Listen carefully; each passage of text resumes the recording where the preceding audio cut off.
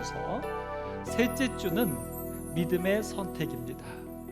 삶은 선택의 연속이라고 하지요. 그 선택에서 우리가 믿음으로 선택해서 승리하는 아름다운 삶을 살고자 소망해 보는 것입니다. 제가 이 뉴스를 보고 너무나 마음이 아팠습니다. 가방을 맨 아이에게 갑자기 검은 개가 달려듭니다. 이른 아침 아이가 학교를 가는데 넘어지자 목줄이 개가 풀린 물어뜯기 개가 시작합니다. 그 아이를 쫓아왔고 아이가 이리저리 발버둥을 쳐보지만 아이가 속수무책입니다. 도망치지만 개에게 그만 붙잡혔고요. 그 옆을 마침 한 아주머니가 급히 지나가는 장면도 CCTV에 찍혔습니다. 이 아이는 발이 물렸다가 나중에는 급기야 목까지 물리게 됐고, 근데 다행히 택배를 마치고 나왔던 젊은 기사가 그 손수레로 휘둘러서 개를 쫓아냈고, 이 아이는 비틀비틀 일어나다가 몸을 가누지 못했고 다행히 119 응급으로 해서 병원에 가서 봉합 수술은 받았지만 생명에는 지장이 없다고 하는 뉴스였습니다. 근데 이 개는 80 넘으신 그 동네 분이 키우는 개였는데 집에 목줄이 있었는데 새벽에 이 개가 목줄을 풀고서 나가서 주인은 그 사실도 모르고 있었습니다. 80이 넘으신 어르신 혼자 사는 집인 것 같습니다.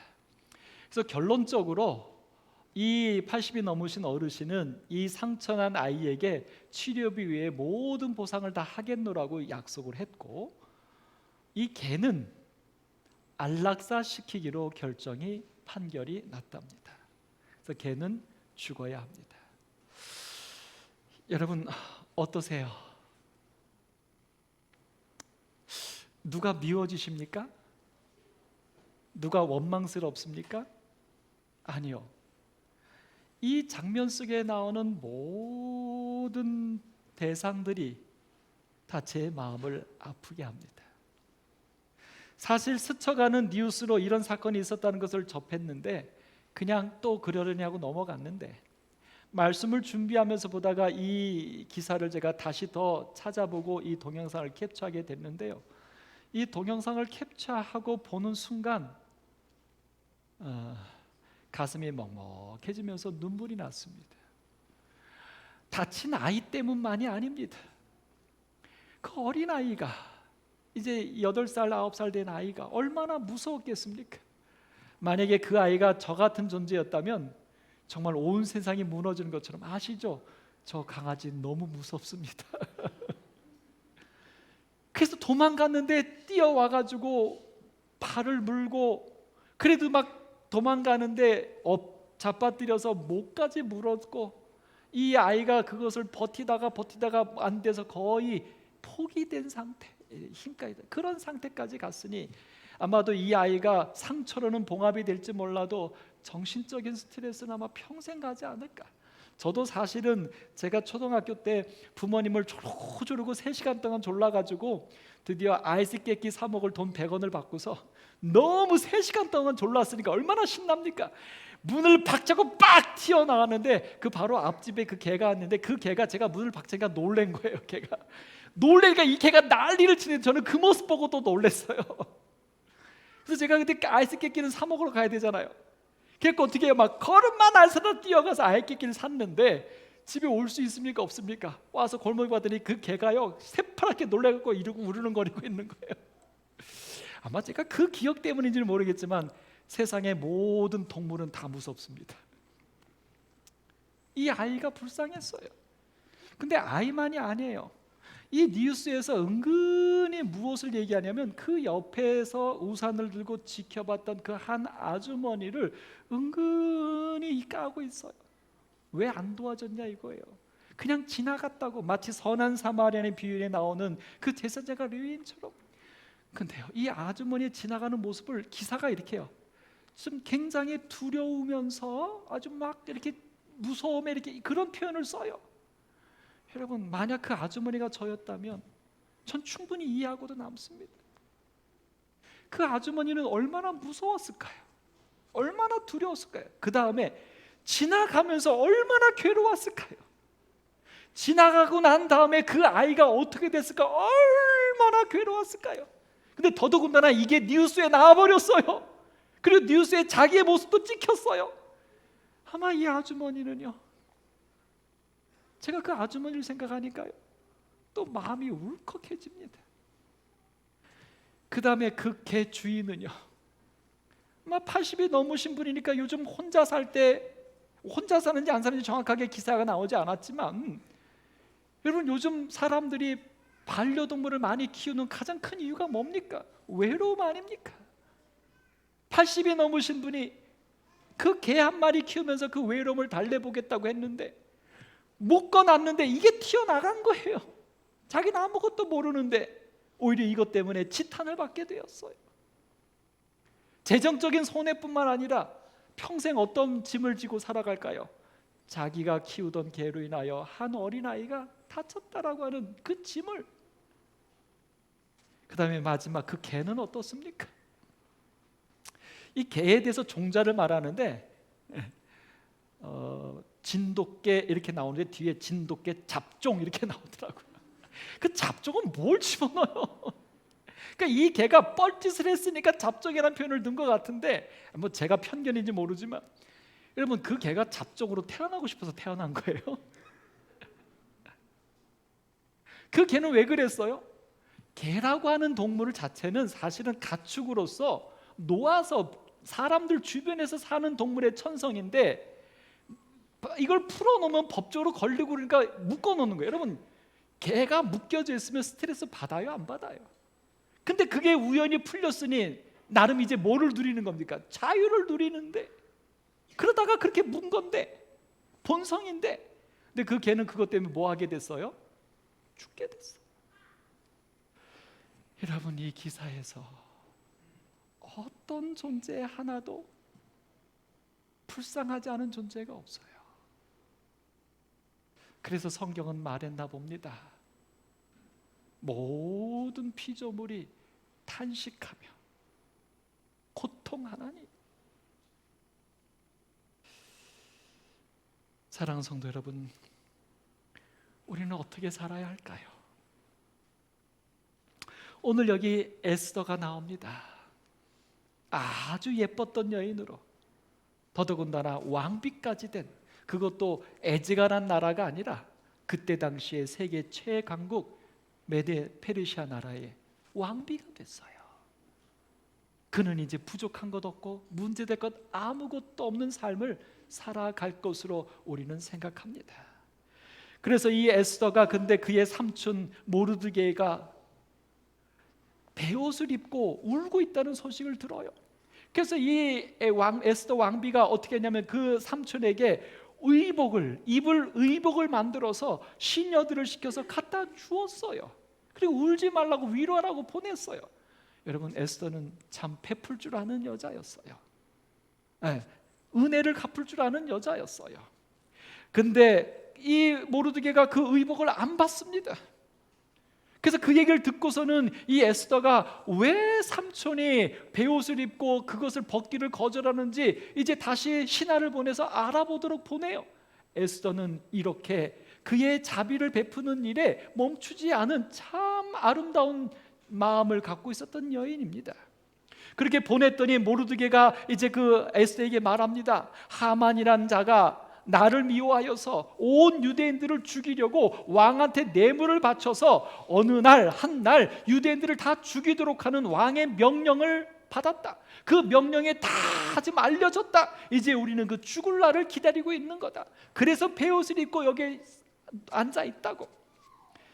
그러면서 모르드게는 에스더에게 말하죠. 왕한테 찾아가서 이 억울함을 알리고 우리를 좀 구원해 다오.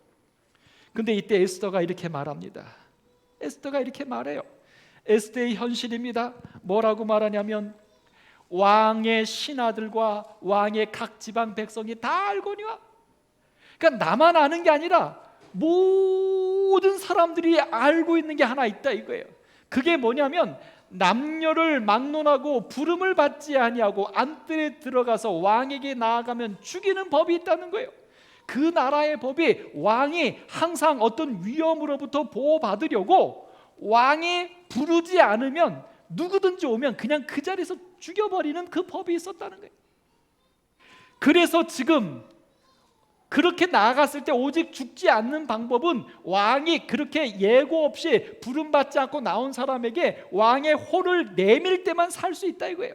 그런데 문제는 뭐냐면 내가 왕의 부름을 입어 왕에게 나가지 못한 지가 이미 며칠이라 30일이나 되었다 이거예요. 그러니까 왕은 나를 더 이상 사랑하지 않는다 이거예요. 나를 기억도 않는다 이거예요. 나는 잊혀진 사람이라는 거예요. 그런데 내가 어떻게 왕한테 나가겠냐 이거예요. 만약 내가 이런 잊혀진 존재라면, 내가 왕이 부르지 않았는데 나가면 왕이 나를 어여삐 보아서 그 호를 내려줄까 자신이 없다는 거예요. 왕비인데도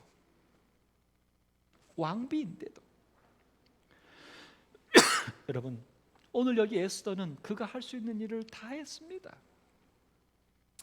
이성적으로도 그는 더 이상 할 수 있는 일이 없습니다. 모든 사람들이 다 아는 그 객관적인 면에 있어서도 에스더는 이게 답니다. 그러나 이게 다인 곳에서는 구원이 있을까요? 해결이 있을까요? 모르드게나 유대인들이 살 수 있을까요?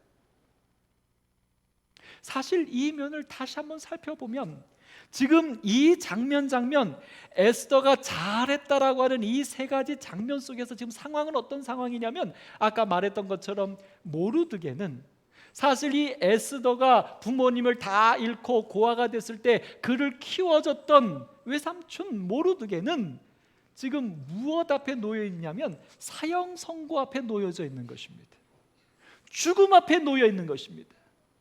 그래서 베옷을 입고 있는 것입니다. 근데 이 모르드게는 왕 앞에 갈 수가 없어요. 신분도 안 되고 그저 문지기일 뿐이라 왕에게 호소할 방법이 없어요. 그저 모르드게가 할 수 있는 것은 그가 갈 수 있는 성전 문 앞까지 가서 거기서 베옷을 입고 자신들의 억울함을 아뢰는 것밖에 못해요. 그러나 에스더는 왕비잖아요. 궁 안에 있잖아. 그런데 이런 모르드게가 그래서 베옷을 입고 있는데 여기 에스더가 한 일이 뭡니까? 옷을 준 거예요. 베옷을 벗고 이 옷을 입으라고 옷을 주었어요. 여러분, 이것이 모르드게에게 위로가 되겠습니까? 모르드게에게 내려진 사형 선고를 바꿀 수 있겠습니까? 지금 며칠 후에면 죽을 사람에게 새로운 옷을 준다고 해서, 혹여 맛있는 음식을 준다고 해서 그것이 그의 문제를 해결하는 것이 되겠습니까?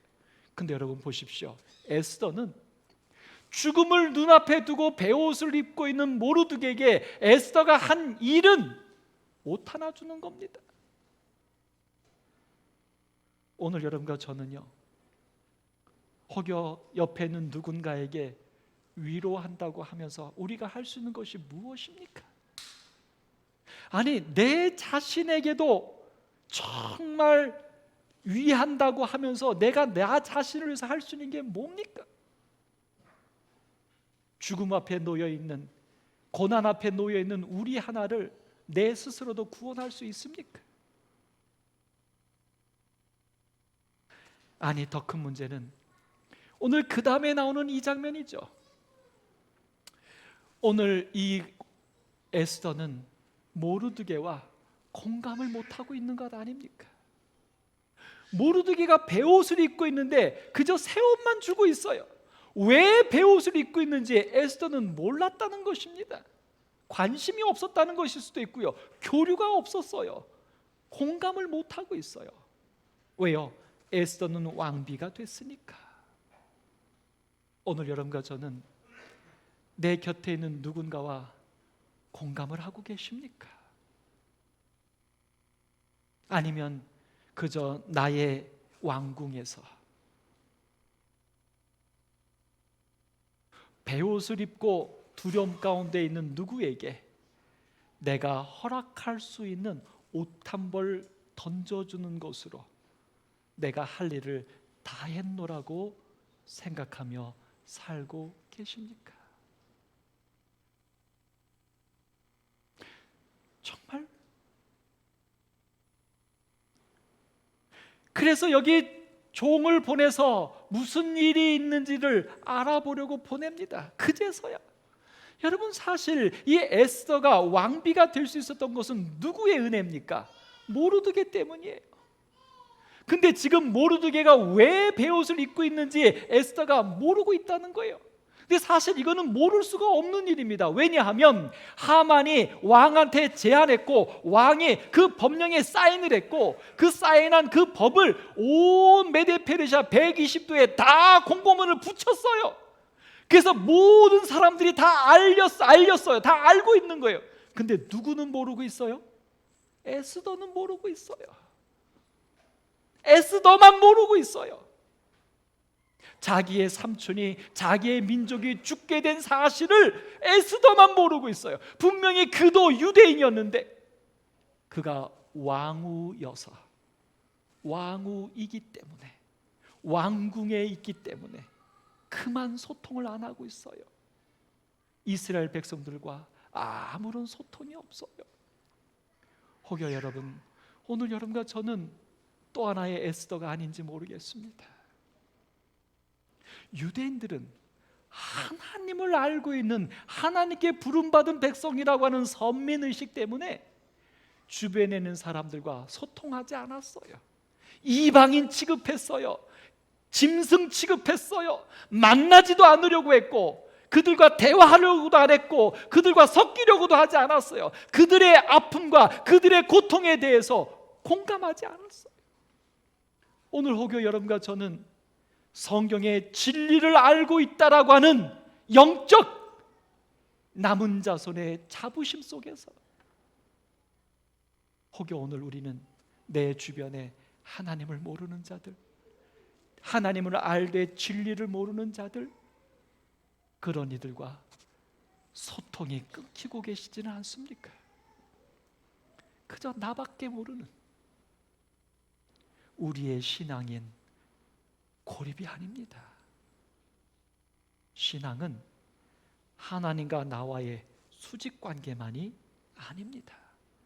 십자가는 모두와 함께 벌려진 손입니다. 십계명은 첫째에서 네 번째 계명, 하나님과 나와의 계명만이 아닙니다. 다섯째부터 열째까지 사람들과의 사랑의 계명이 십계명의 한 부분입니다. 오늘 에스더는 왕비여서 그랬을까요? 유대인이지만 유대인들과 소통하지 않고 있어요. 자기 삶밖에 없어요. 오늘 마지막 세 번째, 에스더가 말하는 모든 사람들이 알고 있는 객관적인 사실, 이것 때문에 나는 나가지 못한다, 나는 할 수가 없다라고 말하고 있는 이 에스더의 고백, 그의 행동입니다. 여러분, 아까 봤던 그 안타까운 아주머니, 지금 어린아이가 개에 물려서 지금 고통받고 있는데도 그것을 그냥 지나쳐 갈 수밖에 없는 그분, 아니 사실은 선한 사마리아인의 비유에 나오는 그 이야기는 오늘 우리들의 모습이 아닌지요. 우리의 선택이, 우리의 행동이 객관적입니다. 이론적입니다. 그래서 행동할 게 없어요. 왕이 부르지 않은데 갈 수가 없어요. 그게 옳으니까, 그게 법이니까. 근데 여러분이 아시는 것처럼 세상의 법은, 세상의 객관성은, 세상 사람들의 사회성은, 세상 사람들이 옳다라고 말하는 건 안타깝게도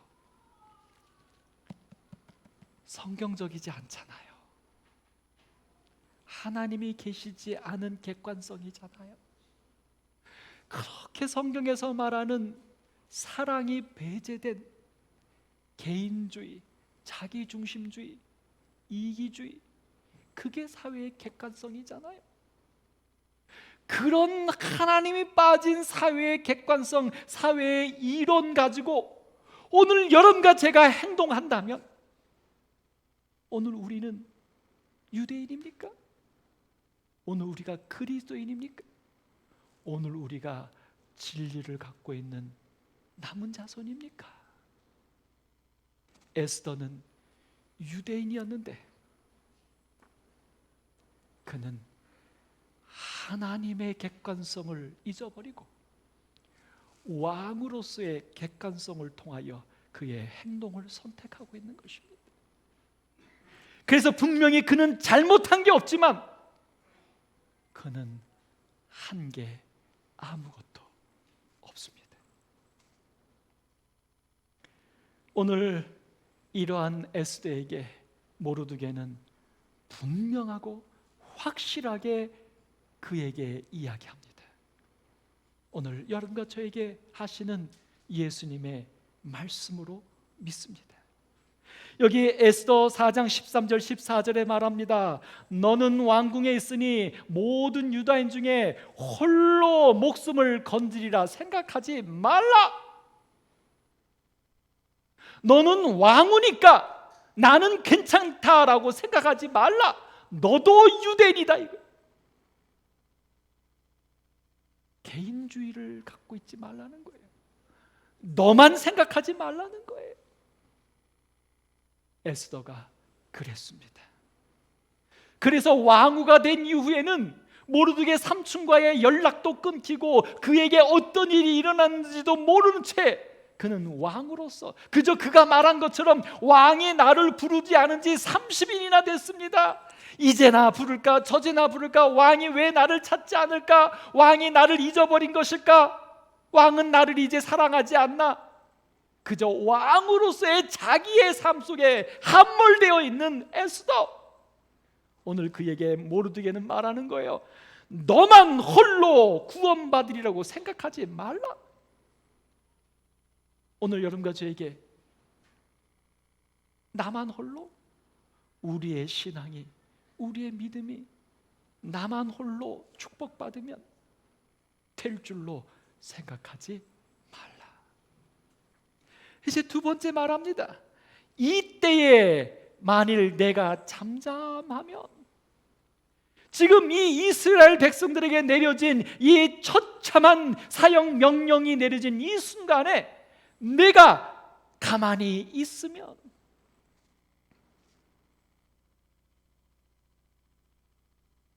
행복할까요? 아까 제가 그 동영상에서 말했던 그 아주머니가 여러분 행복하지 않습니다. 제가 예전에 선한 사마리아의 비유로 말씀드리면서 도둑 맞은 자 중에 제가 누구도 쳤어요? 제사장과 레위인도 도둑 맞았다고요.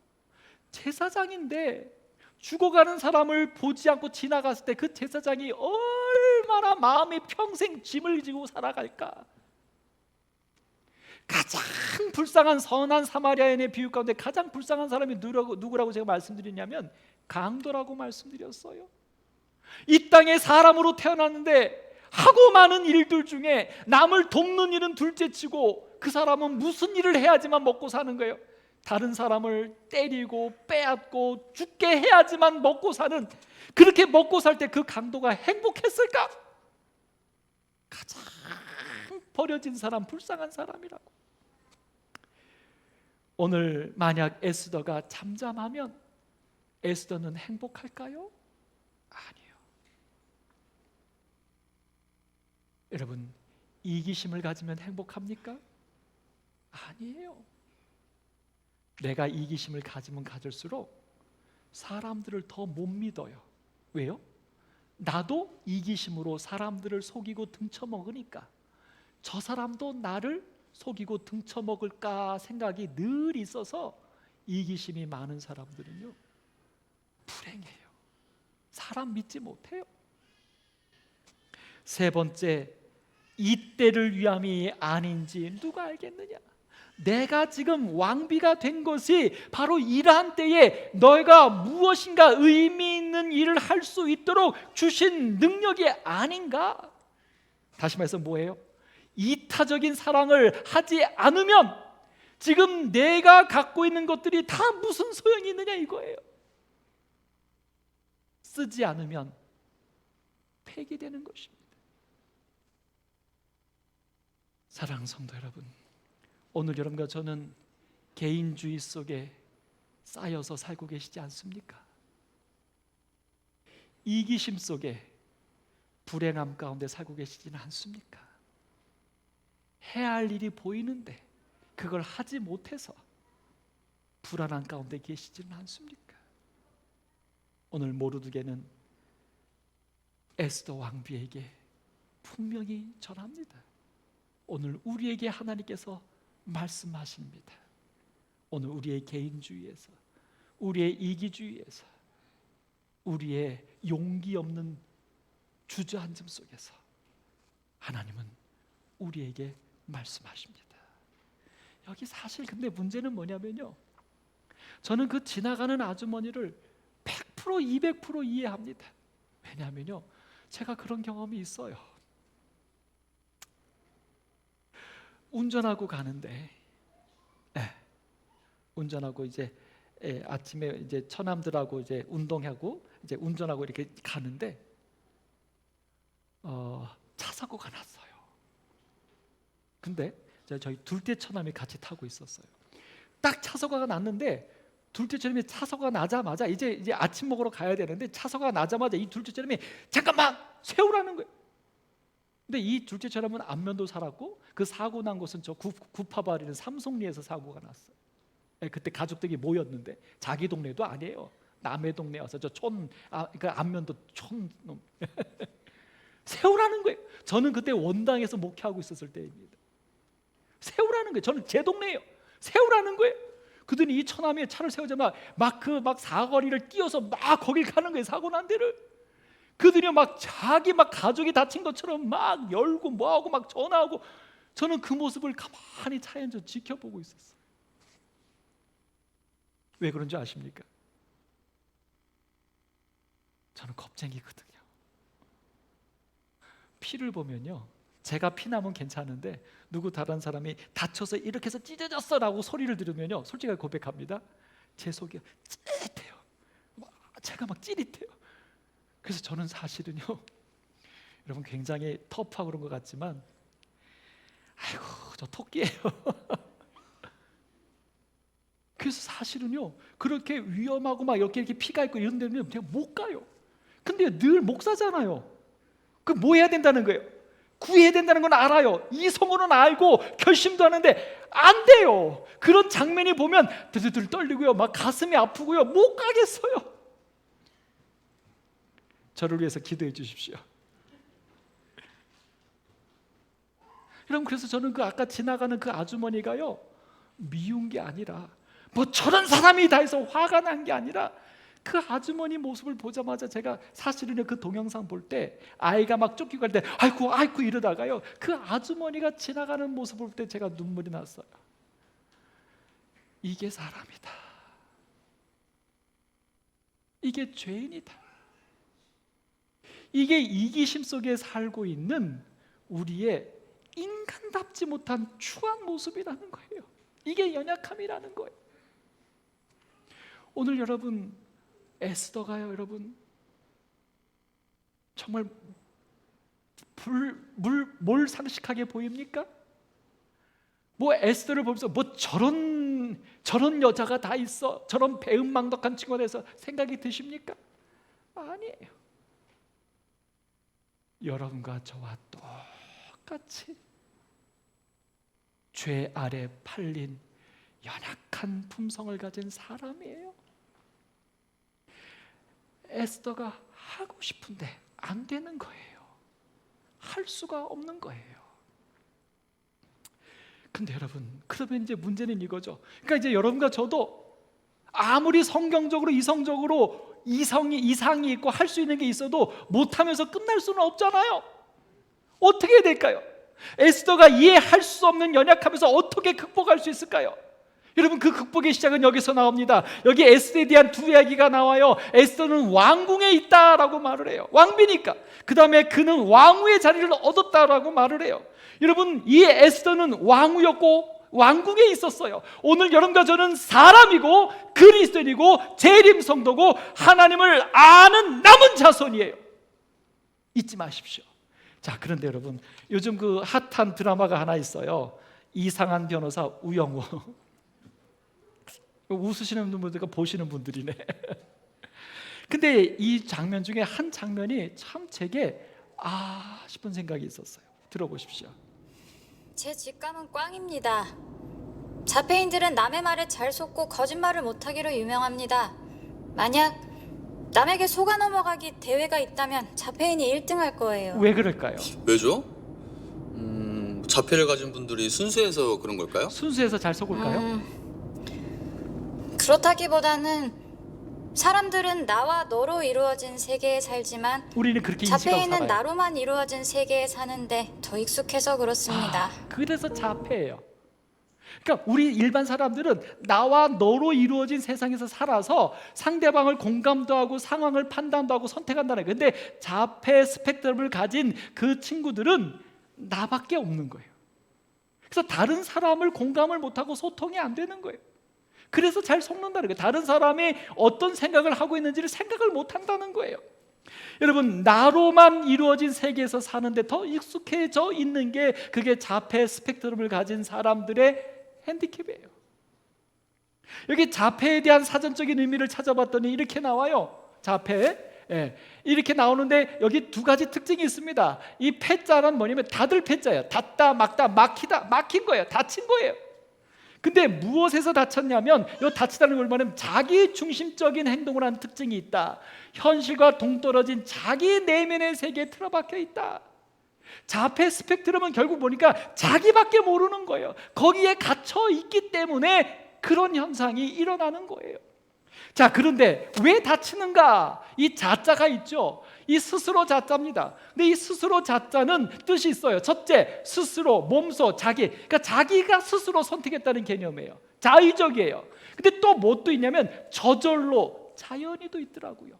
그러니까 내가 선택한 게 아니라 그냥 저절로 그렇게 된 거예요. 오늘 여러분과 제가 두 가지입니다.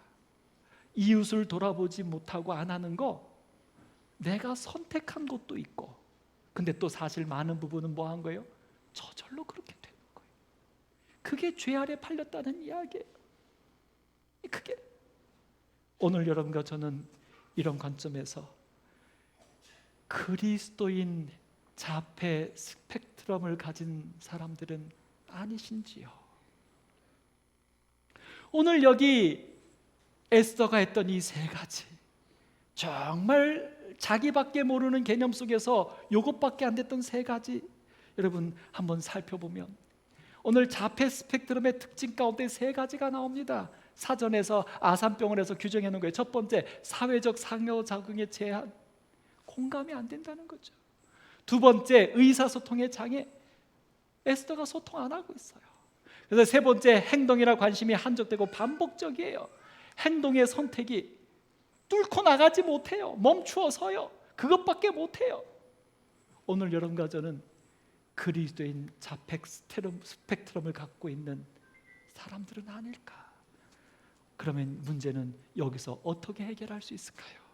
여러분, 오늘 여기 사실 에스더가 왕후가 되고 왕궁에 있었던 그 비결은 여기 두 가지 장면에서 나옵니다. 에스더 2장 7절에 보면 에스더는 부모가 없었어요. 사실 부모가 죽었어요. 고아가 됐어요. 고아가 된 그 에스더를 그 모르드게가 자기 딸같이 길러주었어요.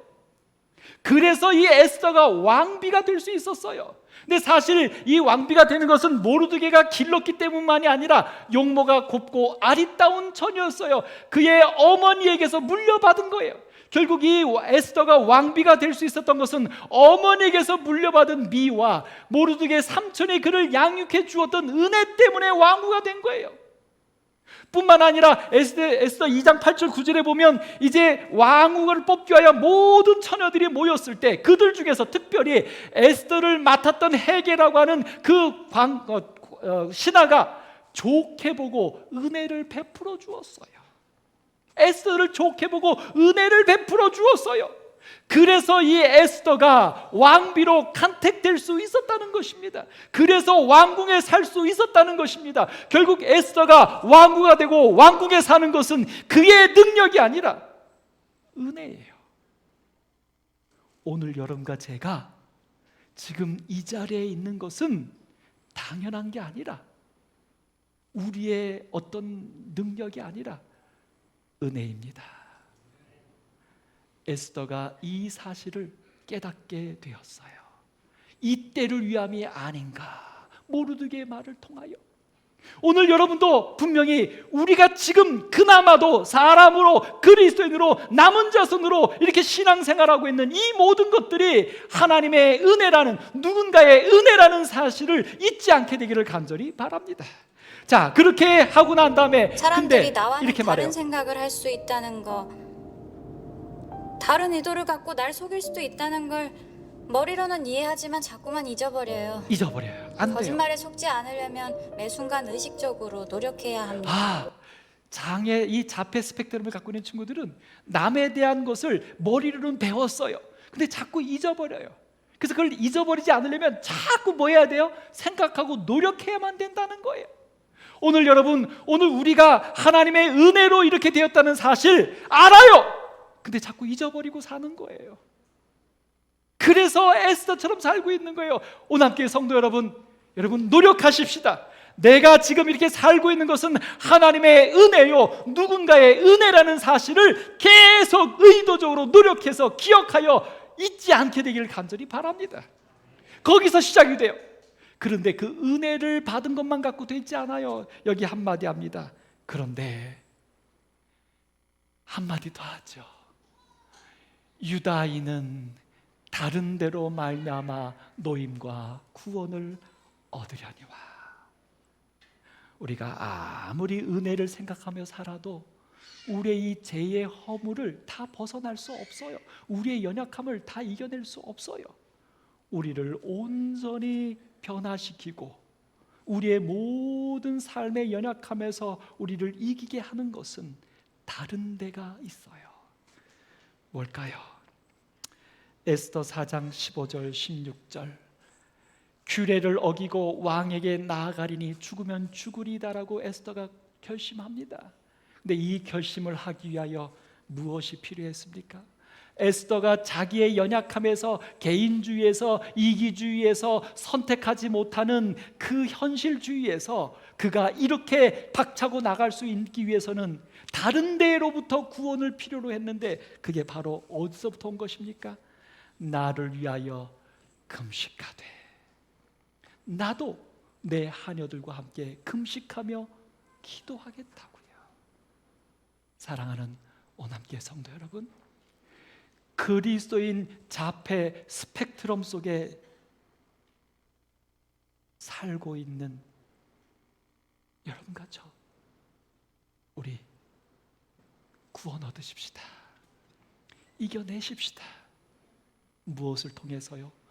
내게 주신 은혜를 생각하는 마음과 더불어서 은혜를 주신 그 하나님께 금식하며 기도하는 우리의 삶으로 하나님께서 나를 들어서 이기게 하심을 경험하는 오늘 여러분과 제가 되기를 바라면서 말씀을 마치겠습니다.